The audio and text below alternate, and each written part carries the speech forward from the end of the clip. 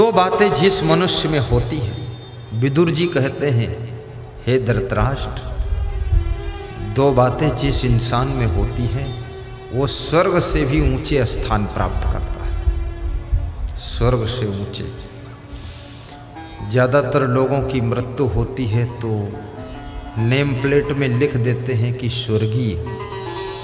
और मुझे आश्चर्य भी होता है, ये सब स्वर्गीय होते चले जा रहे हैं और नरकी कोई हो नहीं रहा, तो नरक तो खाली पड़ा है और स्वर्ग में इतनी भीड़ हो चुकी है।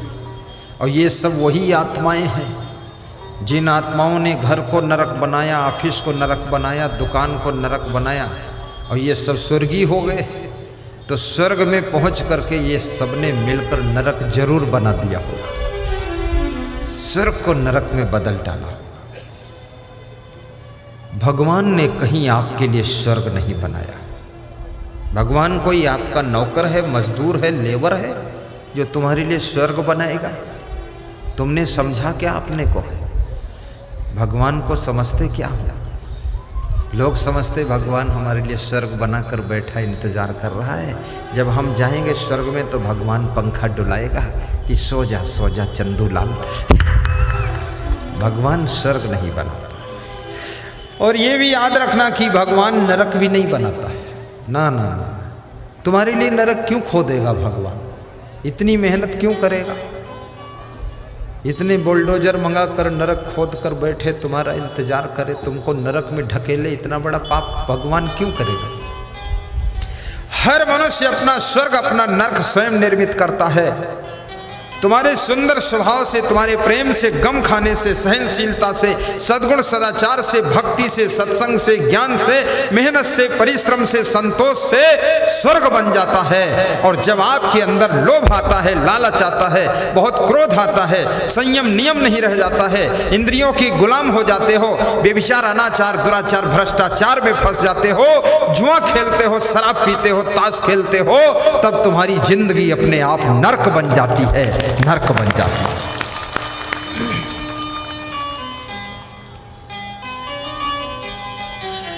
राजस्थान में एक महिला कह रही थी कि हमारी जिंदगी तो पूरी नरक हो गई। तो हमने कहा कैसे हुई? बोले पति के कारण हो गई। तो पति क्या करता है? बोले पति जुआ खेलता है, ताश खेलता है, दारू पीता है, आलसी भी बहुत है, भैंसा जैसे लेटा रहता है। तो हमने कहा समझाया नहीं उसको?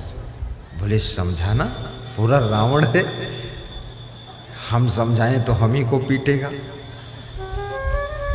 तो हमने कहा रावण के साथ मंदोदरी कंट्रोल करती थी, तुम भी करो कंट्रोल। कंट्रोल नहीं हो रहा है। अगर आपकी पत्नी आपको अच्छी बात के लिए कंट्रोल करती है तो अपनी पत्नी को धन्यवाद दीजिए और उसकी बात को मान लीजिए, क्योंकि जो लोग अच्छी राह बताने वालों को धन्यवाद देते हैं उनकी जिंदगी धन्य हो जाती है। तुलसीदास की पत्नी रत्नावली ने तुलसीदास को ज्ञान सिखाया था, याद है कि नहीं? तुलसीदास रात में यमुना नदी को पार करके मुर्दे का सहारा पकड़कर तैरते हुए चले गए और ससुराल में पहुंचे रात को। रत्नावली ने कहा तुम्हें शर्म नहीं लगती है? अरे दामाद हो, तुम्हें तो मेन गेट से आना चाहिए, दिन में आना चाहिए, तुम्हारा स्वागत होना चाहिए। इतनी बेशर्मी, इतना मोह, इतनी माया, इतना आकर्षण, ये हड्डी मांस का पुतला मेरा शरीर, इसमें है क्या? हाड़ मांस में तुम मोहित हो गए। इतना प्रेम अगर भगवान में होता तो हे मेरे पति देव, तुम कितने महान बन जाते। ये शब्द, रत्नावली के शब्द तुलसीदास को संत बना देते हैं और तुलसीदास एक महाकवि बन जाते हैं और तुलसीदास रामायण लिख देते हैं। लेकिन ये ज्ञान सभी पत्नियां नहीं देती। कोई रत्नावली होगी वही देगी, पर थोड़ा थोड़ा ज्ञान तो देती है कि शराब मत पियो, इतना सिखाती है। और मैं निवेदन करूंगा, जब सत्संग सुनने जाओ, मंदिर में जाओ, तीर्थ में जाओ, स्नान करने जाओ, कोई यज्ञ में जाओ, प्रवचन सुनने जाओ, तो वहां दान करना चाहिए सबको। और दान में सर्वश्रेष्ठ दान आपके दुर्गुणों का दान है, आपकी आदतों का दान है। अपनी कोई बुरी आदत गुरु जी के चरणों में दान कर दो और गुरु जी का ज्ञान लेकर के अपने जीवन को सुखी बना लो। यदि आपको गुस्सा बहुत आती है तो गुस्सा करने की आदत को दान करो। बहुत गुस्सा करने से ब्लड प्रेशर हाई बहुत होता है, फिर आपको नींद भी अच्छी नहीं आएगी। और क्रोध करने से पूरा सिस्टम बिगड़ता है। थोड़ा कंट्रोल में रहो, मुस्कुरा दिया करो। कोई दुष्ट मिल जाए तो उससे बच के निकल जाया करो। उस दुष्ट को कोई बड़ा दुष्ट मिल जाएगा, उसको सुधारेगा, तुम थोड़ा बचो। और ये भी याद रखना, कभी कोई दूसरा व्यक्ति तुम्हारे ऊपर बहुत क्रोध करे, अपनी सहन शक्ति को भी बढ़ा लेना। और जितना सुंदर स्वभाव आपका होगा, इस दुनिया में आपका उतना ही सुंदर प्रभाव होगा। गम खाने की शक्ति पैदा करो, प्रसन्न रहा करो। पति पत्नी दोनों कम से कम 5 मिनट का समय निकाल कर प्रेम से चर्चा भी किया करो। कभी कभी अपनी वाइफ को खुश करने के लिए अपने ससुराल का गुणगान किया करो और कहा करो कि तू जैसी है वैसी है, लेकिन तेरी माँ तेरे पिता बहुत महान है, ऐसे कह दे। कोई भी नारी अपने माँ बाप की बुराई सुनना पसंद नहीं करती है। ये बेटी में एक बहुत बड़ा गुण होता है।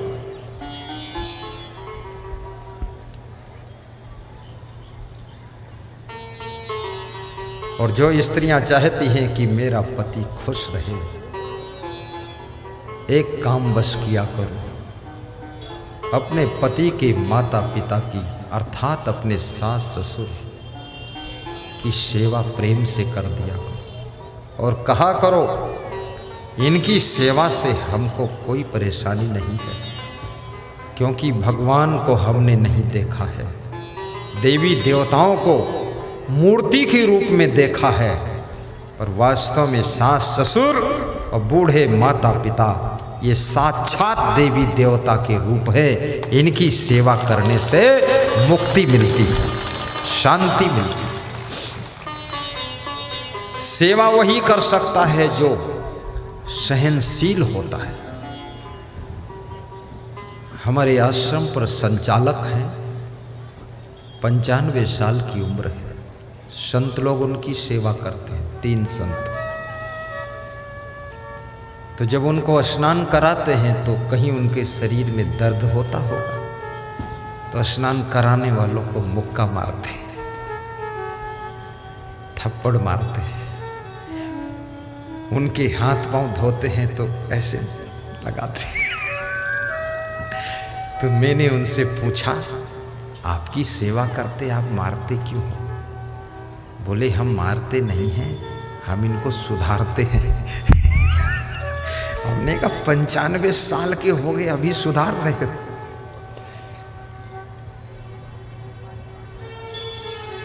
माइंड काम नहीं करता है। अधिक बुढ़ापे में दिमाग काम कम करता है, इसलिए बेटों को बहुओं को बहुत सहनशील होना चाहिए। और दिमाग काम क्यों करता है, क्यों कम करता है जानते हैं आप? क्योंकि वृद्धावस्था आने पर भी शरीर तो अशक्त हो गया, कमजोर हो गया, माइंड भी कमजोर हो गया, स्मरण शक्ति कमजोर हो गई, लेकिन ये मन पूरा लोड मान कर रहता है, पूरा लोड। इसलिए बूढ़े लोग हंसते नहीं हैं, क्योंकि इनके ऊपर पूरा लोड रहता है। जरूरत नहीं है लोड लेने की, लेकिन ये फालतू लोड लिए रहते हैं। फालतू लोड भी मत लीजिए, बेटे बहुओं के ऊपर लोड छोड़ दीजिए। ये संसार एक व्यक्ति से नहीं चलता है, फैमिली एक व्यक्ति से नहीं चलती, पार्टी एक व्यक्ति से नहीं चलती है, आश्रम एक व्यक्ति से नहीं चलता है।